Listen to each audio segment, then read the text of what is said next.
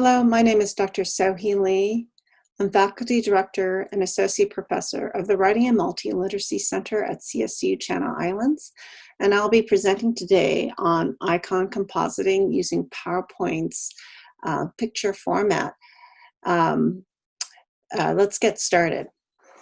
All right, so I'm sharing the screen right now, so you see my slideshow already that's up. And I'm not going to run the slideshow itself because I'm going to be using the slides to help with the compositing. But I'll be going through the following points today. I'll explain why icon compositing might be useful, selecting icons using Noun Project, using Microsoft's picture format, which is available, by the way, in Word and in PowerPoint, but I'll be showing you how to use it in PowerPoint.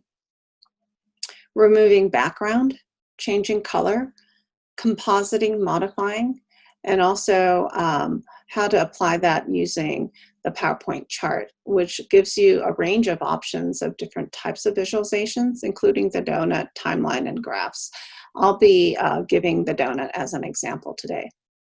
So let's just jump right in and talk about why you should use icon compositing.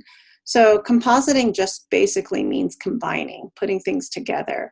Icon compositing is really useful because it allows you to modify existing icons. So you don't need to build anything from scratch. What you're taking is existing icons and maybe modifying it, and the simple modification would be maybe like removing certain backgrounds or certain parts of the icon that you don't want to use. It could also mean that you might want to change the color. It could also mean that you want to add multiple icons together to build something new. So that's what we're going to be talking about today, how to do any of those things, and then use this customized icon that you did for variety of visualizations.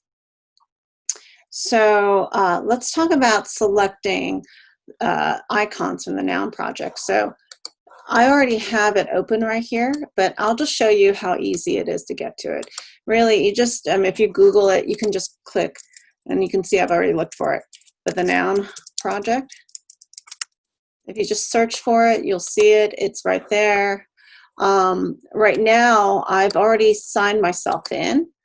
And the usefulness of signing yourself in, you don't have to do that, but the usefulness of like actually signing in and getting an account is that you can actually save certain icons that you find really useful. And that's going to come in handy later on if you have lots of icons that you're looking for and you want to return to those icons. But you really don't need to do that. So what we're going to do is we're going to use the Noun Project, and here you can see the URL. It's the nounproject.com. And what we're going to do, I'm just going to show you just basics of icon compositing by creating this image. Right now you can see this is one image, but what I did is actually I found this turkey icon. I found this glass icon. I modified the color in the turkey, and then I added those two together, and then on top of that I layered in text using PowerPoint, and I even added these little bubbles. So I'm going to show you how I created this, and through that process, it's fairly simple. You will see how to do compositing. Okay. So let's start from scratch. How did I get that turkey? So if I go into the Noun Project, again, you can just search, and you know what I did was I just searched turkey, and I'll just show you how many icons exist out here. It's quite a lot of turkeys here. So you can just scroll down here, and sometimes it's also the country turkey that comes out, right? So you can really look for what you want. For me, I choose icons. It really depends on, different icons. Some of them have a lot more detail than others. Some are more comic, cartoonish, maybe some are more realistic. So it really depends on what style you want. I tend to want less detail. Frankly, I don't do icons like this. It's just a little bit too much detail, but it could be useful for cards and such if you wanted to do that. But I tend to avoid that, and you'll see one of the reasons why. I like to color things in. So if your intention is to color, for example, and have, let's say, like if you were going to choose something like this versus this one, it could be useful to know that you can color in this whole, I guess, tin that the turkey is in, or you can color this one in too. But it depends on how you want to color. Do you want the inside of this this base here, this turkey display, to be colored in, or do you want the whole box, right? So if it's completely black, you can actually change that color when you go into PowerPoint and use picture format. So it's up to you. So there are some options here. So when you're choosing one or the other, it really is about like what kind of detail, what parts of it do you want to color, and so forth.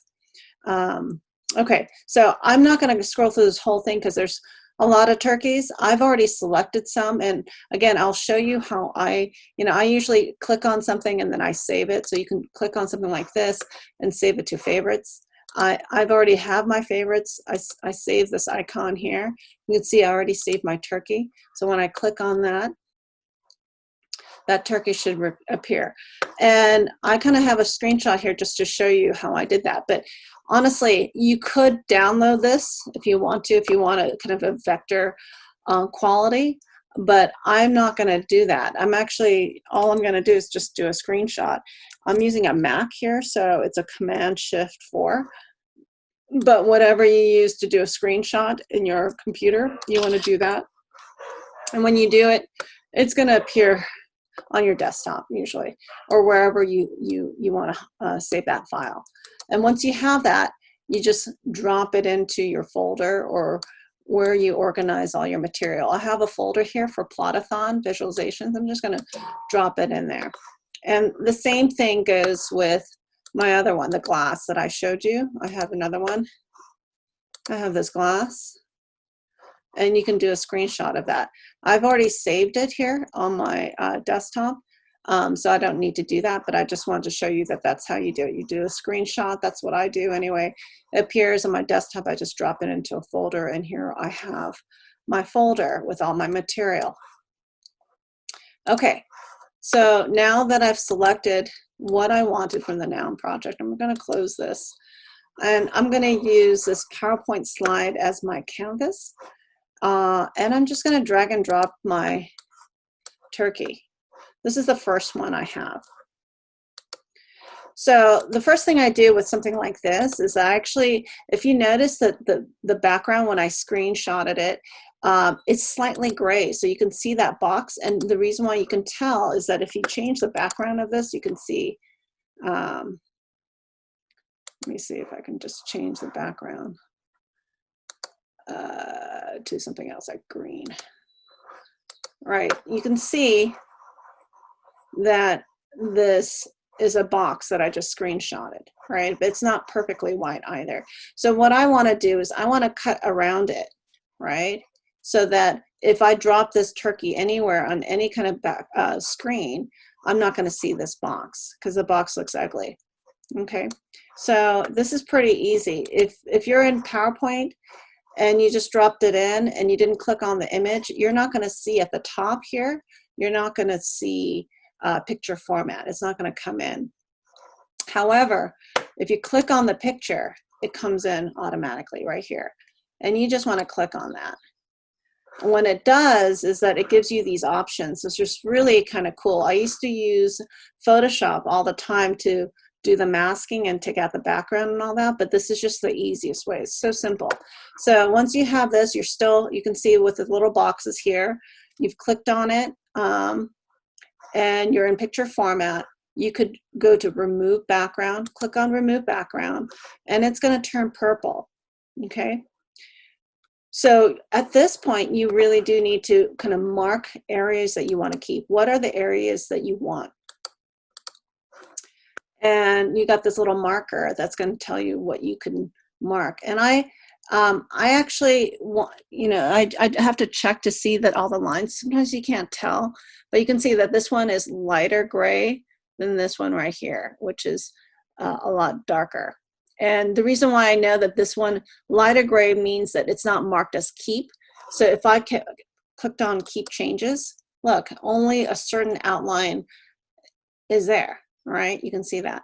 So I go back to remove background. I'm going to want to fill in the areas that are not marked as keep. I want to keep the lines, and actually I want to color the chicken. So I'm going to want to just keep the lines here. And by the way, if you cannot see it very carefully, what you can do is just increase the picture on PowerPoint and you can do a better job with that. Okay, so I kept all the lines here, so when I look at keep changes, I can see the outline is kept. Go back to remove background.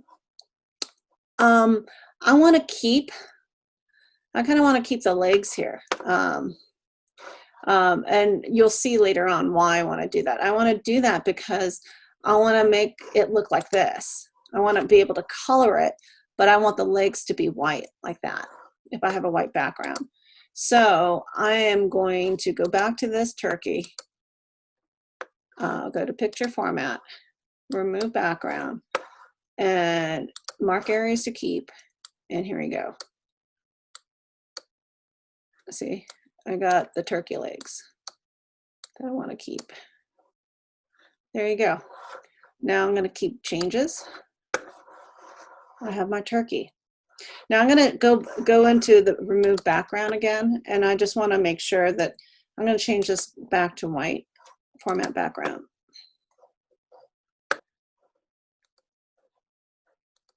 Okay, so you can't tell right now what I did, but it's going to be evident soon. So I'm going to click on this again, this picture, right?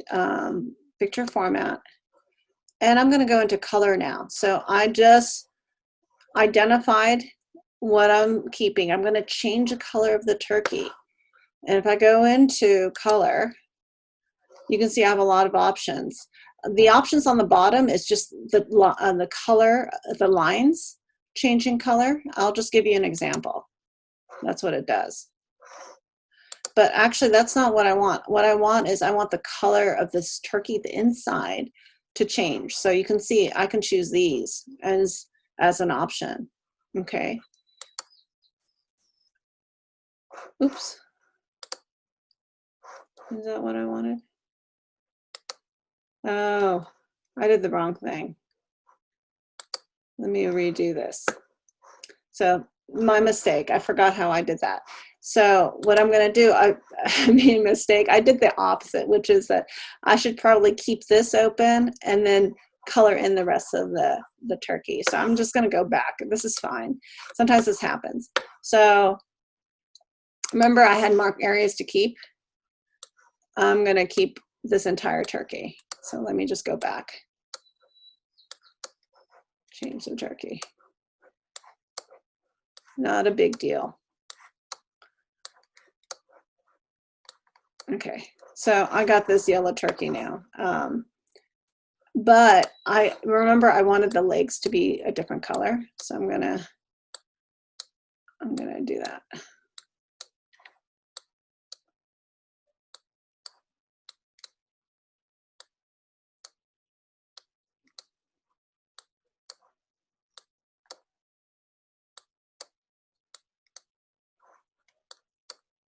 There you go. Keep changes. Better turkey. Now I'm going to change this color to brown again. And there we have it. We got our turkey, the turkey that I wanted. All right. Kind of similar to this turkey that I have up here. The next thing I'm going to do now, because this picture is not complete, I wanted something else with it. I wanted to have my wine glass. So I do have a screenshot that I took from Noun Project of the wine glass. I'm going to just drop it in here, and you can see it's a little bit smaller. That's okay. I'm going to take this. I'm just going to enlarge it. That's fine. Okay, but notice, right, this is a screenshot of is a screenshot. So the picture, the entire picture is this rectangular box here with the image of the glass. And I want to cut it out so I don't see that background. So I'm going to do the same thing I did with the turkey, right? I want to cut that out. How do I do that? Do the same thing, which is click on this, picture format, remove background. Do the same thing. Identify areas to keep.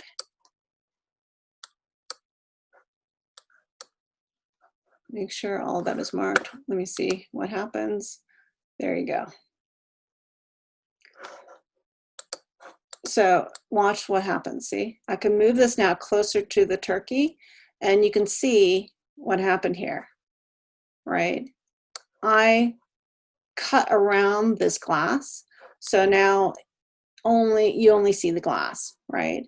And if I change the background, actually this area too is going to stay, it's going to mirror the background of the page. If you wanted this to remain white while the background is a different color, what I would do is just go back to mark areas to keep and mark this as an area to keep as well.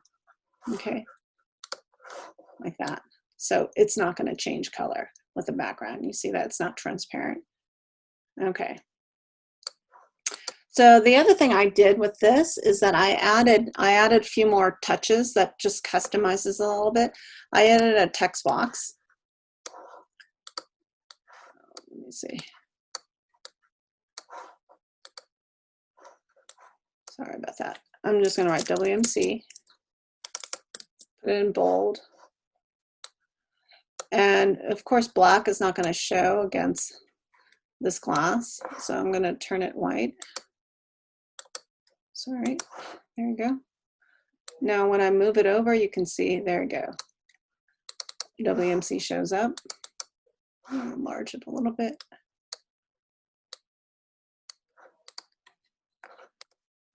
Okay, we're almost there. So it's kind of very close to that. I think proportionally the glass is a little bit bigger over there, so maybe I'll just enlarge this. See, the other thing that I want to do with this is that I might want to add little bubbles, right? And all I did was just add shapes here from PowerPoint, just a circle. And you can just create a circle like that. Oops, sorry. Create a circle, move it. And then I just do a Command C. This is for Macs again. To copy it. Let me move that back. Sorry about that. There you go. Another circle. And maybe this one is a little bit bigger. And by the way, if you want to enlarge it without changing the shape of the entire thing, you can, in a Mac anyways, you can do Shift and then just drag the end to change that size. So there you go. And I have one more, so I'm going to do another copy of this. And maybe make this one a little smaller.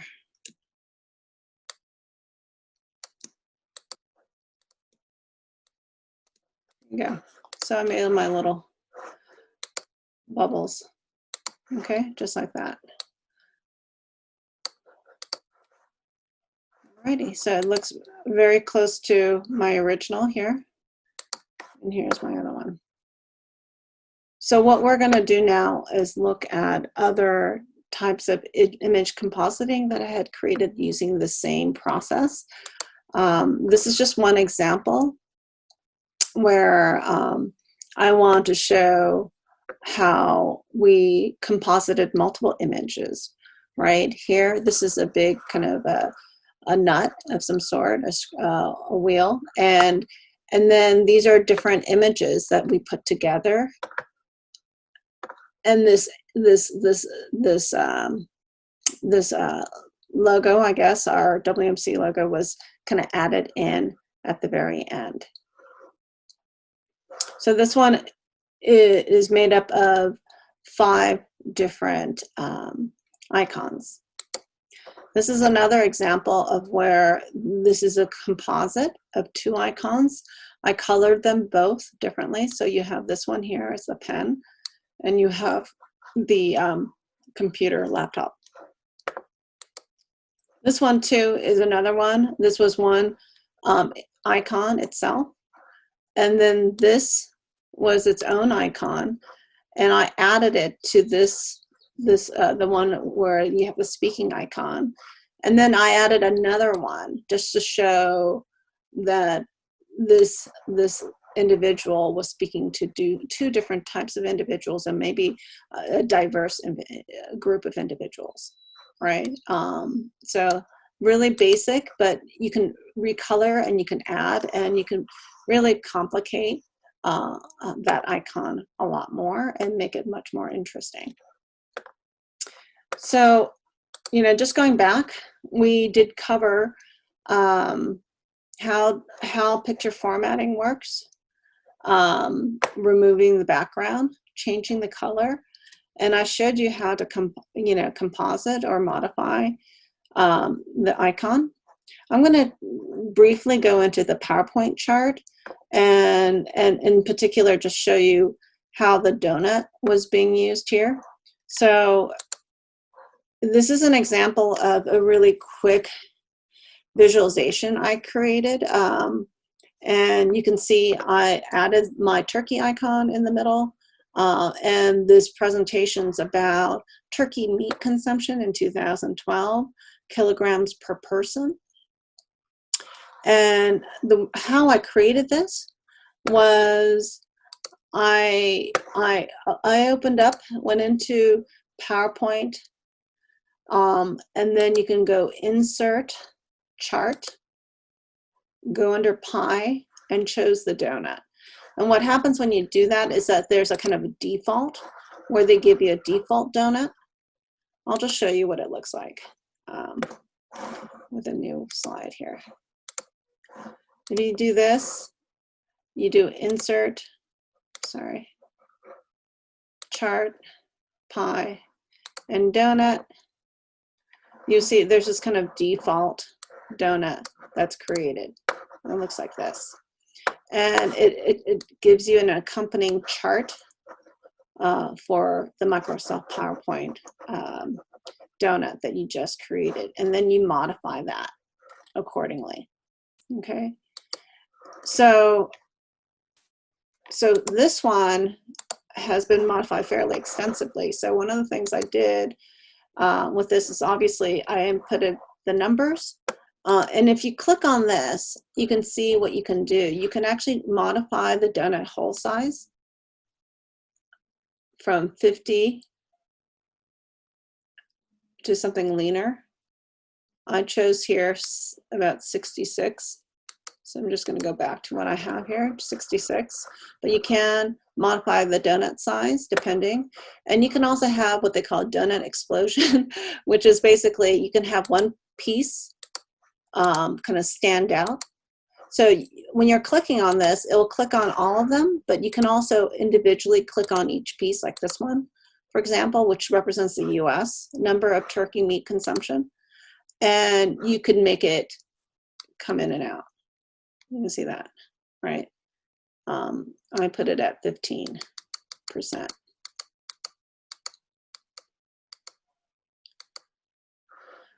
And then from there, you can do all sorts of stuff. Like you can take this, especially this one in particular, I'll just show you, and you can modify it. I put a shadow on this, so you can see there's a little shadow. So it's not only exploding, it's kind of looks 3D, it's lifted up. And then you can modify colors too if you want to, and also the point size of all your numbers. So here, in terms of changing color, I'm just going to give you a quick example. You can actually even not only change the color, but you can even put a picture behind it. So if you wanted to make it more obvious that it was the US, I just put the US flag behind as a picture fill. You can choose to do that if you wish to do so. You know, it may be a little distracting depending, right? I kind of like this one better. The other thing I did here with this particular one, if you just click on this, is change the text option so that you had a glow. So the number stood out a little bit more. So there's a lot of little things you can do. It's quite powerful, actually, even just within PowerPoint. If you modify, take a little bit of time to modify your chart. If you want to change the size of these numbers, that's also pretty easy to do. You just go into Home and then change the font size. Okay, so there's just a lot of options here in terms of what you want to do with the data. This is something that you might want to consider as you're working on visualizations. And you can see, you know, having an icon or image in the middle it's helpful. It draws the attention, and we know thematically what this particular visualization is about. You don't necessarily have to use a turkey, and obviously if you're using like giving a scientific presentation, perhaps you have different images that you want to include, or maybe no images at all. You just want the graphics to be cleaner and easier to look at. Those are all good. You really want to think about who your audience is as you're thinking about the use of icons. But icons are really helpful in terms of you know, visually attracting the eye, but also you know, connecting people to topics and themes so that they remember what the data is about and understand the data story. So that is it for today. I hope that you come to the Writing and Multiliteracy Center. If you have any more questions about image compositing, or if you have further questions about how to use the PowerPoint picture format. We hope to see you there. Bye-bye.